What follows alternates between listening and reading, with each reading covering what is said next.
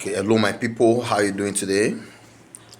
All right, so we're talking on how to deal with a difficult boss, and this is our career talk on the Bulala channel.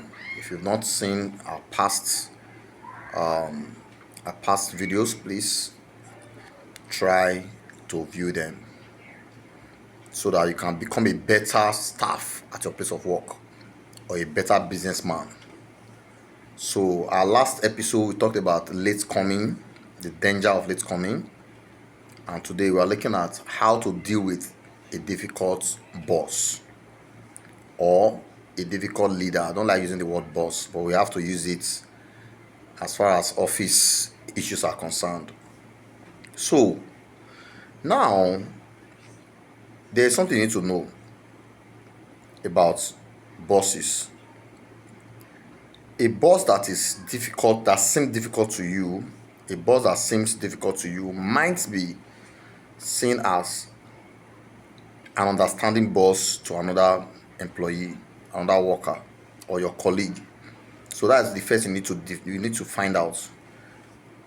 Because if a particular boss seems to be difficult to you, and your colleague is saying that that boss is the most understanding boss in the whole wide world, so that means there is something happening there.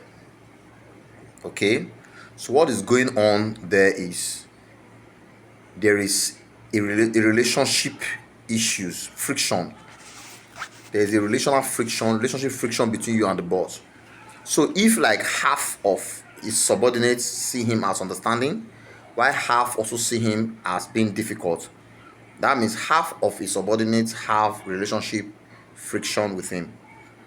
Maybe temperaments are clashing, or one or two things are going wrong. But if, let's say, 80% to 90% of the workers see the boss as difficult, so that means it can be said that the boss is actually a difficult person. I hope you're following. So when you say your boss is difficult, is a very difficult person to get along with, and so the first question I'm going to ask you that, have you been able to gather enough information to know what other employees are saying about that boss? You get it? Are they also saying the same thing, that this boss is very difficult, he doesn't understand, when you try to explain something to him, he wouldn't listen, he just wants his things to go his way and stuff like that. So if you've been able to gather that, okay, other employees are saying that the same thing about that same boss, let's say about 70 to 80% of the other employees are saying the same thing, that means we will need to treat it as the problem is from the boss. Do you get it now?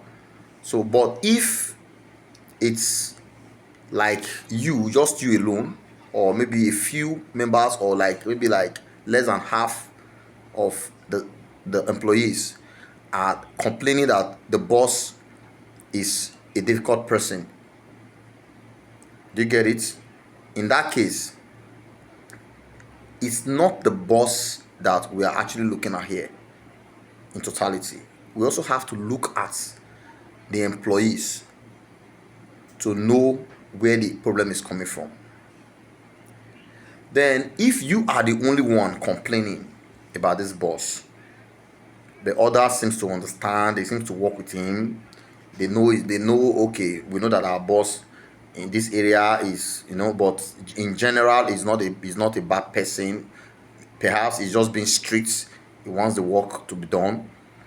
If that is it, or if that it is, then the colleague, you are the one that we need to work on. So the essence of this series on boss is, we are going to be taking it step by step. So you get it? So, and the essence of this video is the purpose of this video basically is for you to know how to work with bosses that are difficult, that are lenient, that are strict, and that are very, very toxic. So you can see that I've put these bosses in different pedestal now, and in different category. We have bosses that are lenient and warm. Okay, while some bosses are lenient, but they are unpredictable. Those ones are even more dangerous. You get it? Some bosses, they are strict and also predictable, meaning those ones they are not wicked. They are just strict. They want the work to be done. Then we have bosses that are very, very hostile, and they are also very unpredictable. So those ones, I've got to find out that African workers or Nigerian workers, they seems to respect these ones more, because they are like the dangerous kind of bosses that when you are under them, it's either you do what they want, or you relocate to another job entirely. Do you get it?